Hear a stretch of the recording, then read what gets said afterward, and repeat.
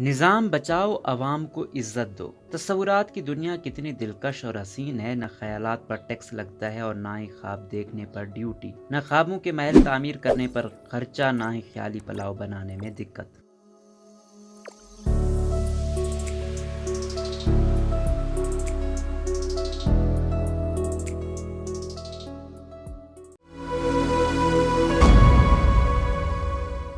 اسما شیرازی یہ لکھتی ہیں کہ مگر اب خواب بھی سستے نہیں رہے کہ نیند ہی نہیں آتی، نیند آئے گی تو خوشکن خواب ہوں گے۔ یہ رات بھر نیند کیوں نہیں آتی صرف غالب کا ہی مسئلہ نہیں بلکہ ہر اس شخص کا ہے جو مہنگائی اور مستقبل کے خدشات کا شکار ہے۔ انقلاب فرانس کا یہ جملہ تاریخ کے اوراق میں آج بھی رقم ہے کہ ٹیکسوں، بے روزگاری، غربت، مذہب اور طاقتور حلقوں کی ستائے عوام کے دکھ کی روٹی اور سکھ کے سالن سے لاعلم ملکہ یہ کہتی سنائی دی کہ روٹی نہیں تو کیا ہوا، عوام کیک اور پیسٹری کھا کر پیٹ کی آگ بجھا کیوں نہیں لیتے۔ صورتحال آج بھی مختلف نہیں کہ کبھی چائے کی ایک پیالی کم کرنے اور کبھی ایک روٹی کم کھانے کے مشورے پھر اسی دور کی جانب لے جاتے ہیں۔ محلوں میں فانوس کی روشنی تلے بسنے والے غریب کی کٹیا کے جلتے بجھتے دیے کا غم کیسے جان سکتے ہیں؟ بھرے پیٹ انقلاب کے نعرے لگانے والی خالی آنتوں کی آوازوں کو کیسے سن سکتے ہیں؟ جھوٹے وعدے کرنے والے رہنما بچوں کی سچی خواہشوں کو جھوٹی تسلیوں سے بہلانے والے والدین کا درد کا احساس کیسے کر سکتے ہیں؟ معاشی بحران کے ذمہ داران خاکی ہیں یا نوری، مستقل حکمران ہیں یا عارضی، ماضی قریب کے حکمران ہیں یا بعید کے؟ ذمہ دار 300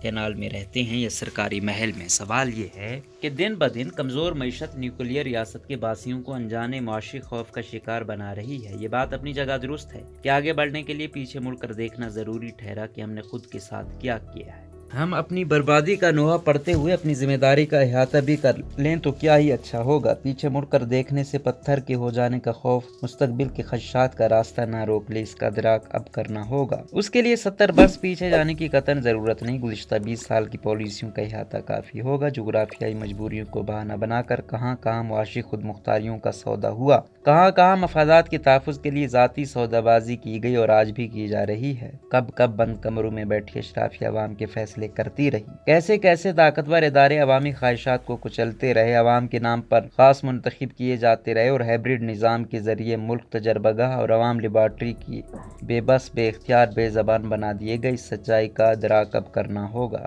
جناب، اب بھی وقت ہے کہ قومی ڈائلاگ کا آغاز کیا جائے جس میں ہر ادارہ اپنی خود احتسابی کرے اور ملک کی معاشی سلامتی کو لائق خدشات کا جائزہ لے۔ سچائی کمیشن ماضی کی غلطیوں کا احاطہ کرے اور مستقبل کے مساق معیشت کے ایجنڈے کو تشکیل دے۔ اس سلسلے میں گزشتہ حکومت کی جانب سے کیے گئے IMF معاہدے کو قانونی تقاضوں کے عین مطابق پارلیمان میں پیش کیا جائے تاکہ عوام حقائق سے آشنا ہوں۔ نظام سے بیزار عوام کو امید دلانے کی ضرورت ہے۔ حالیہ کراچی کے انتخابات یا عمران خان جیسے مقبول رہنما کے احتجاجی کالوں میں عوام کی عدم دلچسپی اس بات کا اہم اشارہ ہے کہ عوام نظام سے نالاں ہے۔ اس سے پہلے کہ بھوکے عوام محلوں پر ٹوٹ پڑیں، سیاسی اور طاقتور اشرافیہ الزام کی سیاست سے نکل کر عملی معاشی پالیسی ترتیب دے، نظام بچائے اور عوام کو عزت دے۔